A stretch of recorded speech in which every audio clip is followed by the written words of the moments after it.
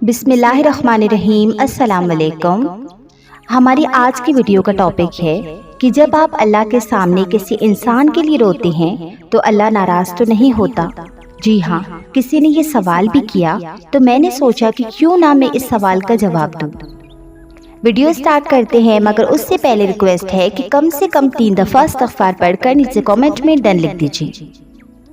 اچھا جی، تو کسی نے سوال کیا کہ اگر ہم اللہ کے سامنے دعا میں کسی انسان کے لیے روئیں تو اللہ ناراض تو نہیں ہوتا؟ تو سنیں، جی بالکل بھی نہیں، بلکہ وہ تو بہت خوش ہوتا ہے کہ اس کا بندہ اس کے سامنے بیٹھا اس سے فریاد کر رہا ہے، اس کے سامنے رو رہا ہے، گڑ گڑا رہا ہے، چاہے مطلب کوئی بھی ہو۔ اگر مطلب نہ ہوتا جہاں میں تو کون جاتا خدا کی پناہ میں؟ کئی حسرتیں اپنے دل میں چھپائے، ہر کوئی گرا ہے اپنی چاہ میں۔ اور پتہ ہے ہم سب فقیر ہیں، ہم سب اللہ کے فقیر ہیں، بس ہم سب کے مانگنے کا انداز جو ہے وہ الگ ہے۔ کوئی اس کی دنیا کا طالب رہا، کوئی دنیا میں رہنے والی اس کی مخلوق کا، تو کوئی خدا کا ہی طالب بن گیا۔ ہمارا کام صرف مانگنا ہے اور اس کا کام عطا کرنا ہے۔ جانتے ہیں محبت کیا ہے؟ کسی کو ہر نماز کے بعد مانگنا۔ اور سنیں، رات کا آخری پہر تھا، اس لڑکی نے اسے بھولنے کے ارادے کے ساتھ وضو کیا، 2 رکعت نماز ادا کی۔ دعا کے لیے ہاتھ اٹھاتے ہی اس کی زبان سے نکلا، یا اللہ ہمیں ملا دے۔ یہ ہمارا مالک ہوتا ہے، ہمارا اللہ تعالیٰ، جو لوگوں کو ہماری زندگی میں لاتا ہے اور ہمارے دلوں میں ان کی محبت ڈالتا ہے۔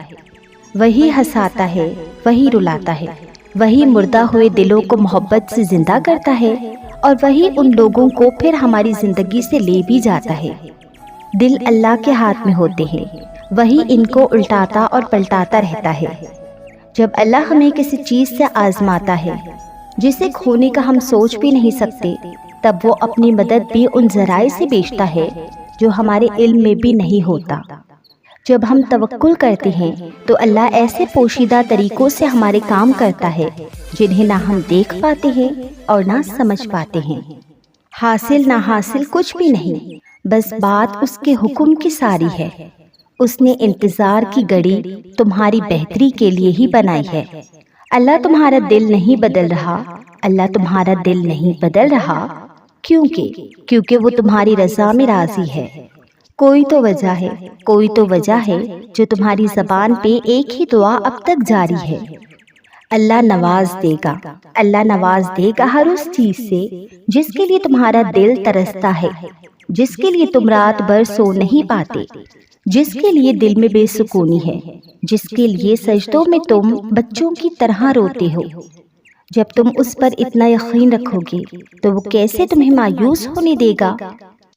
اب وہ لڑکی اپنے اللہ سے کہہ رہی تھی کہ میں اسے کھونے سے ہمیشہ ڈرتی تھی، ہر بات پر اس سے کہتی کہ وعدہ کرو کہ تم مجھے چھوڑ کر تو نہیں جاؤ گے۔ مجھے لگتا تھا کہ میرا سارا سکون اسی کے پاس ہے، صرف اسی کی ذات میں میری تکمیل ہے، اس کے علاوہ مجھے کسی دوسرے کی ضرورت نہیں۔ اور پھر وہ میرے کہنے پر وعدے بھی کرتا تھا، مگر میں بھول گئی تھی کہ انسانی ذات کی تکمیل صرف خدا تعالیٰ کی محبت سے ہے۔ اس کی محبت میں سکون ہے، صرف اسی کی محبت میں سکون ہے، اسی کی محبت میں اطمینان ہے اور تکمیل بھی۔ اور جب بندہ خدا کی محبت سے بے نیاز ہو کر اس کے بندوں میں سکون ڈھونڈنے لگ جاتا ہے تو پھر وہ ناراض ہو جاتا ہے اور اس سے وہ سب چھین لیتا ہے جو انسان کو اس کی ذات سے غافل کر لیتا ہے۔ پھر وہ لڑکی کہنے لگی کہ اسے کھونے کے بعد جب میں طویل سجدوں میں جانے لگی تو پھر کل کائنات کا سکون وہیں سے میسر پایا، اور پھر میں نے خدا سے اس کی سلامتی، کامیابی اور خوشیوں کی دعائیں مانگی، اور اس قدر یقین کا احساس محسوس کیا جیسے کوئی میرے ساتھ بیٹھا میری دعاؤں پر کن کہہ رہا ہو۔ جہاں اتنی تکلیفیں برداشت کی ہیں تو یہ سن کر بھی برداشت کر لینا کہ جو آپ کو چھوڑ کر چلا گیا وہ آپ کا کبھی تھا ہی نہیں۔ اچھا چلو بتاؤ، اپنے چھوڑا کرتے ہیں کیا کبھی؟ نہیں نا، تو وہ جو 70 ماؤں سے زیادہ پیار کرنے والا وہ کیسے آپ کو چھوڑ سکتا ہے؟ وہ کیسے آپ کو چھوڑ سکتا ہے؟ وہ رب ہے، اس پر یقین رکھو اور صبر رکھو۔ جو آپ کو چھوڑ کر کسی اور کا ہو گیا ہے وہ تو اس کا بھی نہیں۔ اس دوسرے کو تو چھوڑو، وہ تو خود کا بھی نہیں ہے، جہاں تمہارا اتنا مخلص پیار ملنے کے بعد بھی اس پیار کو ٹھکرا رہا ہے۔ تم کھو چکے ہو اس بھیڑ میں، اور جب تم اس بھیڑ سے نکلو گے یا نکالے جاؤ گے تو سب سے زیادہ تکلیف اس پہلے والے شخص کو سوچ کر ہوگی۔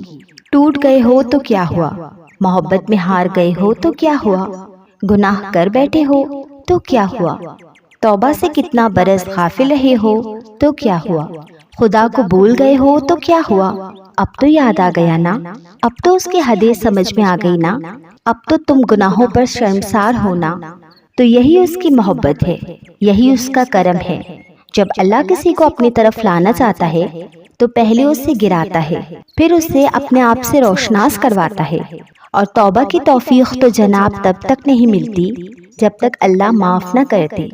صدیوں کے بعد ہو یا لمحوں کے بعد، جب بھی تمہیں خدا کا خیال آئے تو اس کی جانب بھاگ جاؤ۔ وہ بڑا غفور ہے، وہ بڑا غفور ہے، وہ بڑا رحیم ہے۔ غصہ نہیں ہوتا، وہ تو پیار کرتا ہے، محبت کرتا ہے۔ جس نے تمہیں پیدا کیا وہی تمہارے اس ٹوٹے ہوئے وجود کو دوبارہ سے بنا کر کھڑا کر دے گا، ان تمام لوگوں کے سامنے جنہوں نے تمہیں ریزہ ریزہ کر دیا تھا۔ پھر تم ناز کرو گے اپنے ٹوٹنے پر، کیونکہ اللہ کا کوئی بھی کام بے مقصد نہیں ہوتا۔ کبھی نہیں ہوتا کہ اللہ کوئی چیز تم سے لے اور اس کے بدلے تمہیں بہترین چیز سے نہ نوازے۔ اور یہ بھی ہو سکتا ہے کہ جو اس نے تم سے لے لیا ہے اس کو تمہارے حق میں بہتر بنا کر تمہیں واپس دے دے۔ اس کی حکمتیں، اس کی مصلحتیں تم نہیں سمجھ سکتے، لیکن وہ تمہاری تکلیف سے خوب واقف ہے۔ وہ بس آزماتا ہے کہ میرا بندہ میری محبت کے لیے کس حد تک جاتا ہے۔ دعائیں، التجائیں وہ سب سنبھال کے رکھتا ہے، اور پھر ان ذریعوں سے تمہیں نوازتا ہے کہ تم دیکھتے رہ جاتے ہو۔ اور جب وہ دو جہانوں کا مالک ہو کر، دو جہانوں کا خالق ہو کر تمہارے یقین کی لاج رکھتا ہے تو کیا تم اس کی محبت کی لاج نہیں رکھ سکتے؟ اس کی رضا میں اپنا دل مطمئن نہیں کر سکتے؟ جب وہ ہمارے اتنے لاڈ اٹھاتا ہے تو کیا ہم اس کے ایک حکم پر سر نہیں جھکا سکتے؟ اس جیسی محبت تو کوئی کر نہیں سکتا، مگر ہاں، ہم اس کی چاہت کا احترام تو کر سکتے ہیں نا، اس سے محبت کرنے کی کوشش تو کر سکتے ہیں۔ تو پھر کیوں نہ اب اس کے حکم کا انتظار کیا جائے اور اب اس سے محبت کی جائے جس کی محبت قربان ہے ہم پہ۔ تو کیا ہوا اگر وہ ایک پھول نہ مل سکا؟ ہو سکتا ہے سارا باغ ہی تمہارا مقدر ہو، اور میرے رب کو دل خوب مطمئن کرنا آتے ہیں۔ کیا آپ جانتے ہیں کہ کن کی دعائیں جلد قبول ہوتی ہیں؟ یقین والوں کی دعائیں۔ ایسے یقین والے جو دعائیں تو مانگتے ہیں لیکن پھر ان دعاؤں کی وضاحتیں نہیں مانگتے۔ کیسی وضاحتیں؟ قبولیت کی وضاحتیں۔ وہ نہ تو لوگوں سے اس بات کی وضاحت مانگتے ہیں کہ کیا ہماری دعائیں قبول ہو جائیں گی، اور نہ ہی وہ اللہ سے اس بات کی وضاحت طلب کرتے ہیں کہ فلاں شخص نے بھی میرے جیسی دعا مانگی تھی، اس کی تو دعا قبول ہو گئی تو میری کیوں نہیں ہوئی۔ یقین میں سوال نہیں ہوتا، یقین میں بس فل اسٹاپ ہوتا ہے کہ اللہ سے مانگ کر پھر کسی اور سے تو کیا، اللہ سے بھی سوال نہیں کیا جاتا۔ جیسے اللہ تعالیٰ قرآن پاک میں فرماتے ہیں کہ صبر کرو، بے شک اللہ کا وعدہ سچا ہے، اور یہ یقین نہ رکھنے والے تم کو ہرگز بے وزن نہ پائیں۔ اب اس آیت میں اللہ نے آپ کو صبر کی تلقین کیوں کی ہے؟ کیونکہ یقین رکھنے والوں کی راہ بے یقین لوگوں سے زیادہ کٹھن ہوتی ہے۔ آپ جب یقین کا راستہ چنتے ہیں نا تو وہ راستہ ہر اس شے سے بھرا ہوا ہوتا ہے جو آپ کو گمراہ کر سکے۔ آپ کو چاروں طرف سے بے یقین لوگوں کے طنز اور آپ کا مذاق اڑانے والوں کی آوازیں سنائی دیں گی۔ اسی لیے اللہ نے آپ کو اس حالت میں صبر کا حکم دیا اور یہ کہا کہ آپ نے بھی ان بے یقین لوگوں کی طرح نہیں ہو جانا جنہوں نے اپنی دعاؤں میں ذرا سی دیر پر اللہ سے رابطہ توڑ دیا۔ آپ نے ان کی آوازوں کو خود پہ حاوی نہیں ہونے دینا کہ آپ کی آواز ان آوازوں میں دب جائے۔ ان لوگوں کی آوازوں پہ آپ نے اتنے کان نہیں دھرنے کہ آپ کو اللہ کی آواز نہ آ پائے۔ اتنی اہمیت نہیں دینی لوگوں کی رائے کو کہ آپ کے حوصلے پست ہو جائیں۔ آپ نے خود کو ایسے لوگوں کے سامنے اتنا مضبوط رکھنا ہے کہ یہ آپ کو نہ کسی خوف سے ڈرا سکے اور نہ کسی وسوسے سے بہکا سکے۔ آپ نے باری برکم بننا ہے تاکہ یہ بے یقین لوگ آپ کو آپ کے یقین میں ہلکا نہ پائیں۔ آپ کو اتنا پختہ یقین رکھنا ہے کہ ایسے لوگ آپ کے یقین کو دیکھ کر ہی ہار مان جائیں، کیونکہ دعاؤں میں سارا کھیل ہی یقین کا ہے۔ جیسے اللہ فرماتا ہے، اور خود تمہارے اندر بھی اور زمین میں نشانیاں ہیں یقین کرنے والوں کے لیے، اور خود تمہارے اندر بھی، تو کیا تم نہیں دیکھتے؟ ہم چھپی ہوئی نشانیوں کو تو ڈھونڈتے ہیں اور کھلی نشانیوں کو دیکھتے ہی نہیں۔ آپ روز دن میں کتنی ایسی نشانیاں اگنور کر دیتی ہیں جو آپ کے لیے اللہ کی طرف سے اشارہ بن کر آتی ہیں۔ تو سب سے پہلی نشانی ہے سورج کا نکلنا۔ کیسے اللہ ایک لمبے گپ اندھیرے کے بعد روشنی کی تیز کرن کو مشرق سے ابھارتا ہے اور پھر ایک خاص جگہ پر رکھ دیتا ہے جو کئی میل دور سے اپنی روشنی ہم تک پہنچاتی ہے اور پوری کائنات کو جھٹ سے روشن کر دیتی ہے۔ تو کیا آپ نے کبھی اس کرن کو دیکھ کر یہ نہیں سوچا کہ یہ کرشمہ کیسے ہو گیا؟ یہ اللہ کی نشانیوں میں سے ایک نشانی نہیں تو اور کیا ہے؟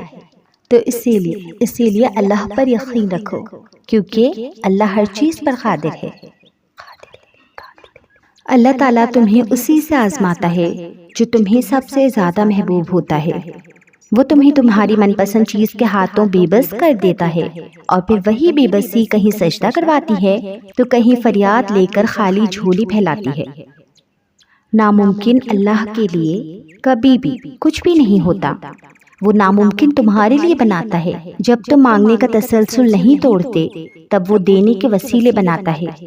تم اپنی مرضی سے دعا نہیں مانگتے بلکہ اللہ تمہیں دعا مانگنے پر مجبور کر دیتا ہے، کیونکہ وہ تمہاری چاہ پر بہت پہلے سے راضی ہوتا ہے۔